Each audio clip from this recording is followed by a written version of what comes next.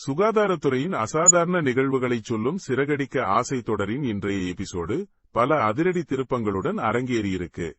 வாங்க, என்ன நடந்ததுன்னு பார்ப்போம்.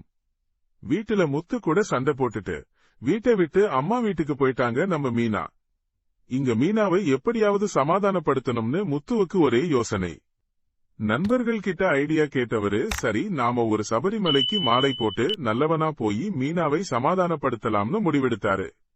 அதே மாதிரி மாலையெல்லாம் போட்டுட்டு நேரா மீனா வீட்டுக்கு கிளம்பிட்டார்.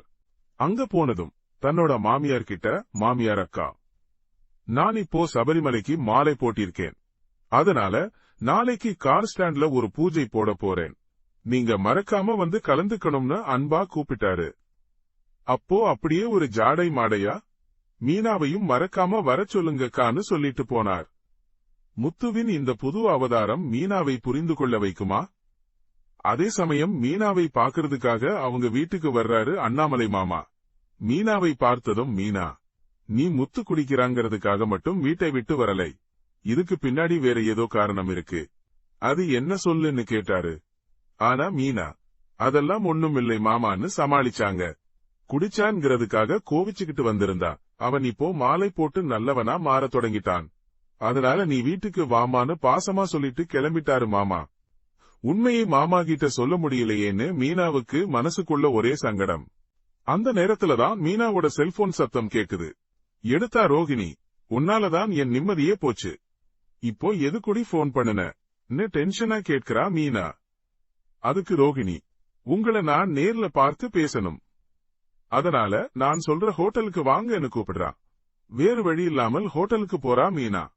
அங்க போனதும் ரோகிணி, நீங்க இந்த விஷயத்தை உங்க அம்மா கிட்ட சொல்லிட்டீங்களான்னு கேட்கத்தான் உங்களை வர சொன்னேன்னு பதட்டமா கேக்குறா. அதை கேட்டதும் மீனாவுக்கு கோபம் தலைக்கேறுது.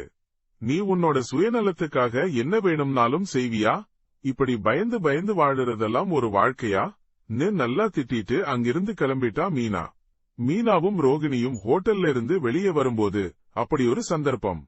அந்த வழியா ஆட்டோவுல போயிட்டு இருந்த விஜயா அதை பார்த்துடுறாங்க. என்ன இவளுங்க நமக்கு தெரியாம மீட் பண்ணிக்கிறாளுங்க, ஏதாவது சதித்திட்டம் தீட்டுறாளுங்களா?